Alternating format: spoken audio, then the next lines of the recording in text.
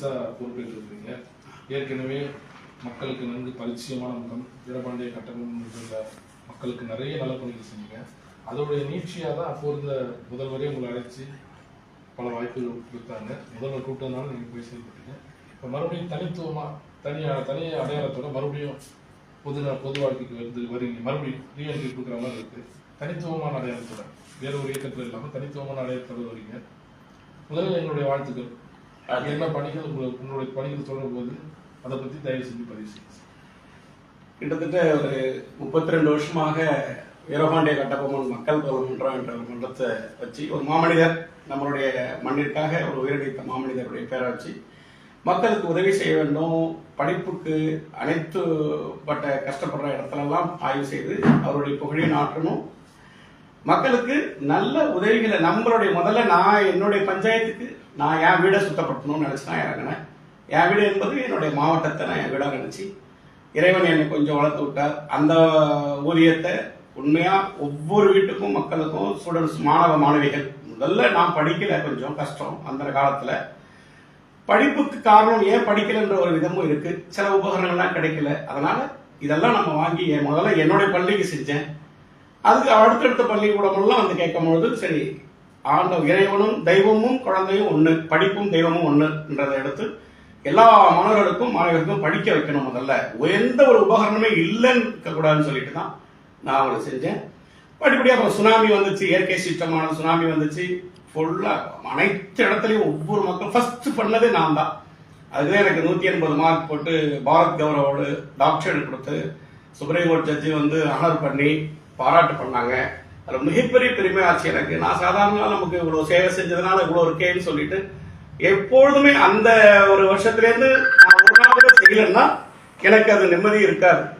ஏதாவது ஒரு சிலேட்டு ஒரு பேனா பென்சிலான்னு கொடுத்துடணும், அப்போதான் எனக்கு நிம்மதியாக இருக்கும். இன்னும் நம்ம வந்து இந்த ஒரு மன்றத்தை சும்மா சாதா வச்சு செய்யக்கூடாது, ஒரு நல்ல ஒரு மாமனிதர் பேரை வச்சு செஞ்சுட்டு இருந்தேன். இப்போ அது வந்து தொடர்ச்சியாக பண்ணிட்டு இருக்கும்போது சில அரசியல்கள் எவ்வளவோ நமக்கு தொல்லைகள் இடைஞ்சல்கள் எல்லாம் இருந்தது. நீதி அரசுகள் மிகப்பெரிய நீதி அரசர்கள்லாம் வந்து நியாயம் தர்மம் இன்னும் இருக்குன்னா நல்ல நீதி அரசர்கள் இருக்கிறதுனால நம்மளும் ஒரு மேல கரை இல்லாம வெளில வந்தோம். அதுக்கு முதல்ல வந்து அடுத்த நிமிஷம் மக்களுக்கு சேவை செஞ்சுட்டு இருக்கிறேன்.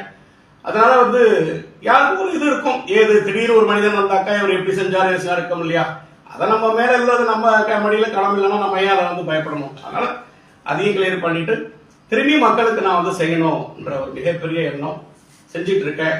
நிறைய அரசியல்ல வந்து கேட்கும் பொழுது எனக்கு அதுல உடன்பாடு இல்லை. மாண்புமிகு முதல்வர் அம்மா அவங்க வந்து என்னை எங்க ஒரு மீட்டிங்ல சந்தர்ப்பம் கிடைச்சும் போது அவங்கள்ட்ட நான் சில இதை சொன்னேன். கண்டிப்பா அவங்க செஞ்சு கொடுத்தாங்க. இந்த லேப்டாப்லாம் நல்லா பண்ணி கொடுத்தாங்க. அதுக்கப்புறம் நான் மாவட்ட ஊராட்சி குழு உறுப்பினராக இருந்தேன். 1 லட்சம் ரூபாய் ஒரு சிலிண்டர் இருந்ததுன்னா அடுத்தது நான் மேல ஒரு 50,000 போட்டு அந்த ரோடை இன்னும் நான் போட்ட போரு ரோடு பிரிட்ஜஸ் சுடுகாடு கல்யாண மண்டபம் ஹாஸ்பிட்டல் கட்டி கொடுத்துருக்கேன். இன்னும் 50 வருஷத்துக்கு இருக்கும் மொழியே அது எந்த காலத்திலையும் போகாது. தரமா இருக்கணும். மக்கள் பணத்தை மக்களுக்கே செய்யணும். முடிஞ்சா நம்ம பணத்தை மேல போட்டு செஞ்சா அதுதான் உண்மையான தர்மம்ன்றது எங்க ஐயா ஆர்வி ஐயா சொல்லியிருக்காங்க. எப்பொழுதுமே மக்களுடைய செஞ்சா அதுக்கு என்னைக்கு மகுடம் உண்டு. மகுடம்ங்கிறது சும்மா பேருக்கோ புகழெல்லாம் கிடையாது. இறைவன் மேல ஒருத்தர் இருக்கா, அதுக்காக நம்ம வந்து அதுக்காக செய்யணுன்ற ஒரு எண்ணத்தை வீரம் எடுத்து செஞ்சுட்டு இருக்கேன். அதுக்கப்புறம் என்னிட்ட ஒரு சீர்காழிலிருந்து ஒரு மாணவர் வந்து நிறைய நோட்டு பேனா பென்சில் புக்கு வாங்கி படிச்ச பையன் ஒரு கட்சியை உருவாக்கி மிகப்பெரிய ஒரு கட்சி நல்ல கட்சியை உருவாக்கி அவரு யார்கிட்டையும் துணை போகாம எல்லாருமே அவர் கூப்பிட்டுருக்காங்க. அப்புறம் என்கிட்ட வந்து தொடர்பு கொள்ளும் பொழுது நான் வந்து கட்சி ஆரம்பிக்கிறதுனா எப்பயும் வீரபாண்டிய கட்டபொம்மன் மக்கள் போகணுன்றோன்னு மக்கள் முன்னேற்ற கழகம் ஆரம்பிச்சிருப்பேன். ஆனா அது எனக்கு இஷ்டம் கிடையாது. பொறுமையா பண்ணலாம் அப்படின்னு இருந்தேன். அப்புறம் தம்பி அபிஷேக் பண்ணும்போது எல்லா மாவட்டத்திலையும் அவருடைய மாவட்ட செயலர்கள் ஒன்றிய செயலர்கள் எல்லா பொறுப்பும் போட்டு வச்சிருந்தார். நான் அதை ஆய்வு பண்ணேன். டெல்லியில அது அங்கீகாரம் பெற்ற கட்சி. அங்கேயும் போய் நான் டெல்லியிலையும் போய் ஆய்வு செய்து அதை கரெக்டா அதுல வந்து இருந்துச்சு. அப்புறம் உடனே சரி இதை நம்ம எடுத்து சரி நம்ம பண்ணலாம் பொறுப்பேற்றுக்கலாம்னு சொல்லிட்டு எல்லா மாநில செயற்குழு போட்டு பொதுக்குழு கூட்டி முறைப்படி அதை தேர்ந்தெடுத்து அதில் தலைவராக ஏற்றுக்கிறது பொறுப்பு பெரிய விஷயம் இல்லை. எல்லா மாவட்ட செயலரும் அதான் கூட்டு சொல்லியிருக்கேன். தலைவர் ஒவ்வொரு மாவட்ட செயலரும் மக்களுக்காக அதை இறங்கி செய்யணும். ஆண்டவனும் அரசனும் ஒண்ணு. அரசன் என்பது இப்ப வந்து மாநில முதல்வர்கள், மந்திரிகள், எம்எல்ஏ, எம்பி இதெல்லாம் அரசன் ஆண்டவன் சமானம். இது வந்து மக்களுக்கு சேவை செய்யறதா அந்த அரசாங்க மொழிய, வேற எதுவுமே இல்லை, எந்த நோற்றமும் இல்லை. ஆனா இது ஒரு அரசு வந்து ஒரு கட்சியில இருந்து கட்சி ஆரம்பிச்சு நம்ம கட்சியில நான் முதல்ல என்னுடைய சொந்த வீடுனா என் மாவட்டத்துக்கு ஃபுல்லா நான் செய்யறேன். அதுக்கப்புறம் எல்லா மாவட்ட செயலருக்கும் முதல்ல நான் ஒரு உத்தரவு கொடுத்துருக்கேன். விரைவில் நான் அதை செஞ்சு கொடுப்பேன். 10 பேருக்கு செஞ்சாலும் 10 குடும்பம் செஞ்சாலும் 10,000 பேர் அதை வாழ்த்தணும். என்னுடைய எண்ணமே அதுதான். அதுக்காக நான் மாவட்ட செயலருக்கு கொடுத்து அறிவுரை பண்ணியிருக்கேன். விரைவில் ஒரு நல்ல மக்கள்கிட்ட எங்களுடைய மக்கள் மசோதா கட்சி விரைவில் நல்ல பேர் வாங்கும், புகழும் இருக்கணும். இந்த பேர் என்பது அவங்களுக்கு செய்கிற நாங்கள் சேவைகள் தான் அவங்க அதை பாராட்டும் மொழிய, வேற எந்த நோக்கத்திலும் எங்களுக்கு கிடையாது.